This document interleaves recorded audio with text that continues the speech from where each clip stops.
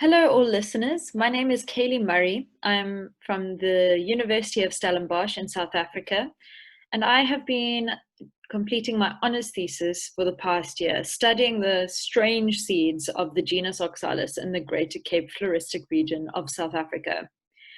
The seeds of Cape Oxalis produce a range of functional types that have different abilities to tolerate desiccation.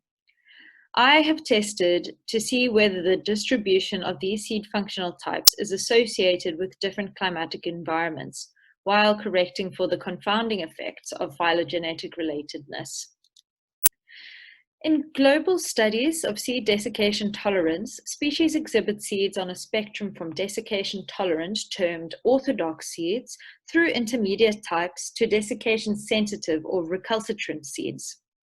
Orthodox seeds employ mechanisms and physiological processes that allow them to survive periods of drought and unpredictable climatic conditions in a state of dormancy, whilst recalcitrant seeds remain metabolically active and begin to establish as soon as they are released from the fruit. Recalcitrant seeded species also occur in aseasonal environments where rainfall and humidity are relatively constant, becoming far less prominent in drier regions, as you can see from this bar graph from Tweddle et al. In 2003. We would thus expect that seasonally arid environments, such as the world-renowned Greater Cape in Southern Africa, would favor the bet hedging strategy of orthodox seeds and would be poor in recalcitrant seeded taxa. And this is typically the case. Most species in the Greater Cape do exhibit the orthodox seed type, with two rather prominent exceptions: members of the tribe Amaryllidae and the Amaryllidaceae, and Cape Oxalis. Cape Oxalis, in fact, exhibit the entire spectrum of seed desiccation strategies, from orthodox seeds through intermediate types to recalcitrant seeds, with the latter making up over 60% of species in Cape Oxalis. These recalcitrant seeded species occur in all the seasonally dry biomes of the Greater Cape, both the wetter and cooler fynbos biome and the semi-arid succulent karoo biome. But recalcitrance in Oxalis is confined to the Greater Cape. Virtually no Oxalis outside this region exhibit this strategy. De Rel et al. In 2016 found a relationship between recalcitrance and the predictability of rainfall in Brazil, which is a significant predictor of recalcitrance worldwide, as well as a widely recognized aspect of the climatic environment of the Greater Cape. Because of this, it would seem that the predictability of winter rainfall in the Greater Cape is a strong ecological driver for the evolution of the recalcitrant seed type in the Greater Cape, and I wanted to test for this in Cape Oxalis. Recalcitrance is a derived trait which has evolved multiple times across the phylogeny of Cape Oxalis. The loss of the seed orthodox trait can occur when climatic conditions are predictably conducive for recalcitrant seeds to establish. In the case of Cape Oxalis, the predictable winter rainfall prevalent in this region for an estimated 30 million years may have established this kind of regeneration niche. Recalcitrant seeds are generally larger and establish and grow faster than orthodox seeds under conducive conditions. Although the COVID-19 lockdown impacted my studies quite a lot, I was very lucky to have access to a data set of seed traits of Oxalis measured by Michelle Yerster during her PhD. This included the wet mass of these seed, which was shown in her studies and in the literature of seed desiccation tolerance to be a useful proxy for seed recalcitrance. Additionally, standard plastid and nuclear barcoding data are available for Cape Oxalis, which made the inclusion of phylogenetic analyses possible. Thus, I tested the hypothesis that rainfall predictability in the Cape has a positive relationship with the mass of Cape Oxalis seeds using phylogenetic generalized least squares models, or PGLS. Yerster's seed mass data were used and collecting localities were noted. Climatic data were extracted for these locations from databases produced by the Climatic Research Unit at the University of East Anglia, which contain monthly measurements of 10 different climatic variables, which you can see in the table on the slide, from over the period, the 119-year period between 1901 and 2019. The mean annual measurement of each variable was calculated along with 3 different metrics of predictability: the coefficient of variation, describing interannual variability of a variable; beta, which calculates the noise around the mean climatic signal of a variable; and Cowell's indices for the predictability of climatic phenomena, made up of constancy and contingency.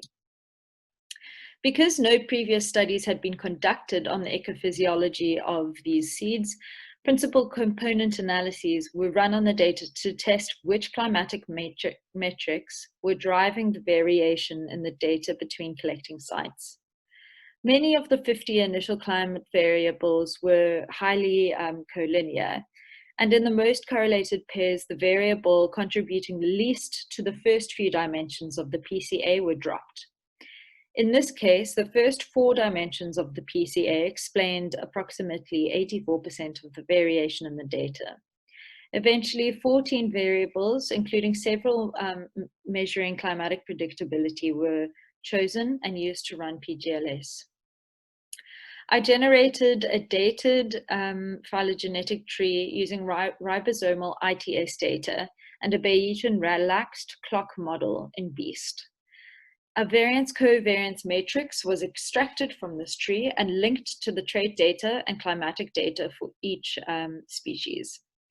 Individual PGLS models were run for each climatic index, and those indices that had a significant relationship with seed mass based on P and AIC values were selected for multiple regression candidate model selection. The PGLS includes an estimate for Pagel's lambda for each model, which is an estimate of the amount of phylogenetic signal driving the pattern in the seed mass data. Moving through to some results. Mean annual temperature, mean annual maximum temperature, mean annual precipitation, and the interannual variation in maximum temperature, measured by the coefficient of variation, all had a significant relationship with seed mass.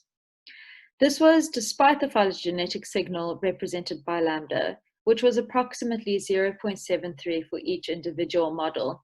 This is a relatively high value, but with a wide confidence interval, and is significantly different from 0 and 1, suggesting that there is a phylogenetic signal related to seed size, but that the climatic variables were significantly related to seed mass as well.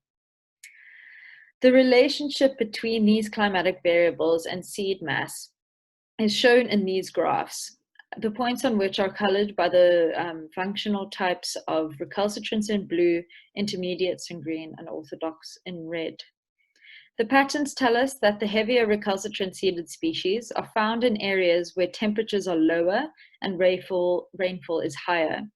Additionally, the recalcitrant seeded species are less likely to occur in areas where maximum temperatures are predictably higher between years, but these are the areas where orthodox seeded species are more likely to be found. Candidate multiple regression models were all equally good at explaining these patterns, and these analyses provide statistical support for the influence of maximum temperatures and total rainfall on seed mass in Cape Oxalis. Additionally, I ran extra candidate multiple regression models, including 2 different variables that represent rainfall predictability.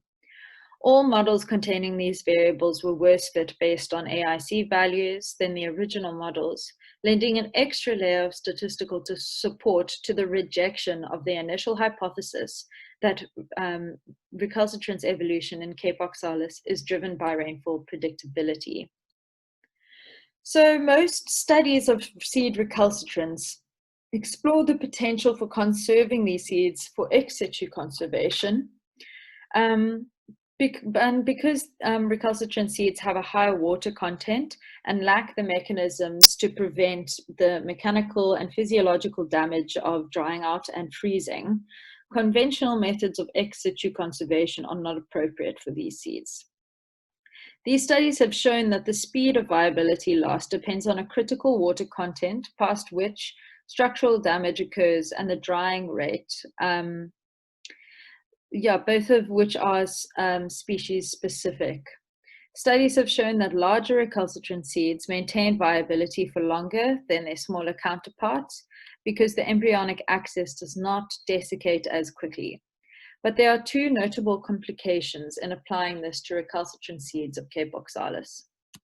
Firstly, as you can see in this graphic, most recalcitrant seeds studied in the literature are at least 3 orders of magnitude larger in mass than the largest recalcitrant oxalis seed. Secondly, in most studies of loss of viability in recalcitrant seeds, the temperature is kept constant whilst water availability is varied. I, however, found that temperature is one of the most important drivers of the distribution of recalcitrant seeds in Cape Oxalis. Because of the difference in the magnitude of size between recalcitrant oxalis seeds and those recalcitrant seeds studied in the literature, temperature may be more influential on the drying rate of these smaller recalcitrant Cape Oxalis seeds, or this may be an aspect of seed desiccation that is underlooked in the literature. To hone in on the implications of this study, these maps show maximum temperatures in the Greater Cape in the recent past, and those projected for the near and far future. Our study suggests that hotter and drier conditions are not favorable for recalcitrant seed viability in Cape Oxalis, yet increasing temperatures are projected across the range of this genus in the Greater Cape. This means that recalcitrant oxalis species, which are 60% of the genus, are threatened by climate change predictions. These seeds have a lower capacity for dispersal, making a range shift unlikely. Additionally, the current South African National Biodiversity Institute's own red list shows that a higher proportion of recalcitrant seeded species are in threatened categories than orthodox or intermediate seeded species. Yet only 4 listings out of the 69 threatened species mention the risks of climate change or recruitment failure. So assessing the viability and vulnerability of populations of recalcitrant Cape Oxalis species may be vital in a changing Greater Cape. Many aspects of the study showed that seeds of Cape Oxalis are an enigma amongst other recalcitrant seeded species. They grow in semi-arid areas and their seeds are very small. Contrary to the literature, the evolution of recalcitrants does not seem to be driven by rainfall predictability here, but the amount of rainfall and maximum temperatures were shown to be important.